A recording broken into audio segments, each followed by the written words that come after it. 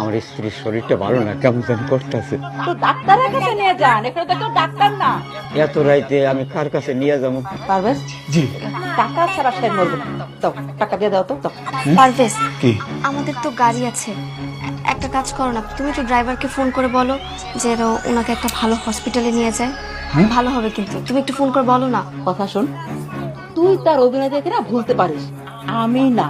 এসে বলছে সকাল সকাল ঘুম থেকে উঠে নাস্তা না বানানোর বাহানা। পারভেজ, কি হলো, টাকা দিচ্ছ না কেন? জি আম্মা, জি জি আরেন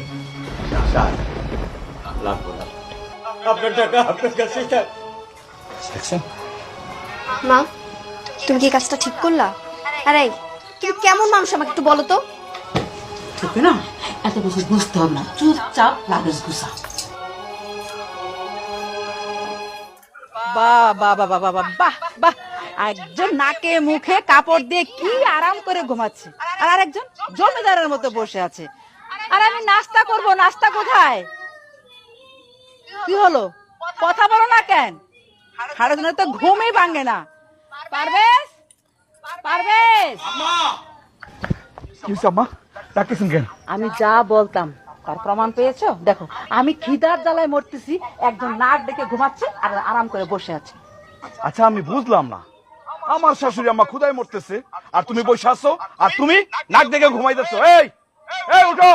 স্যার, সে ঘুমাইতেছে, ঘুম ভাঙলে আপনাদের নাস্তা পাঠাই দেব, আপনারা যাইয়ে বসেন।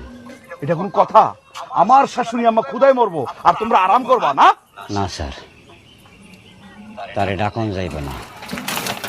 কইলাম না আপনারে, সে ঘুমাইতেছে। কারো কাঁচা ঘুম ভাঙানোর অধিকার তো আপনার নাই স্যার, আপনার নাই। ক্ষুধার জ্বালায় আমি জ্বলতেছি, আমি জানতাম, আমি জানতাম যে তোমাদের বাড়ি থেকে আমাকে না খেয়ে যেতে হবে। আম্মা আম্মা আম্মা আম্মা, বিষয়টা আমার উপর ছেড়ে দেন, আমি দেখতেছি। এই মহিলা, এই এই এই উঠেন তো।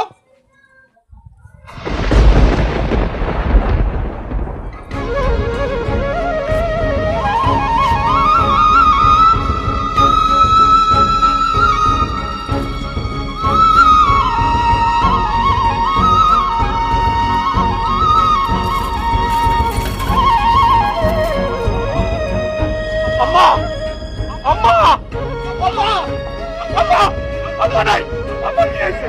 আম্মা আম্মা আম্মা আম্মা কথা কও।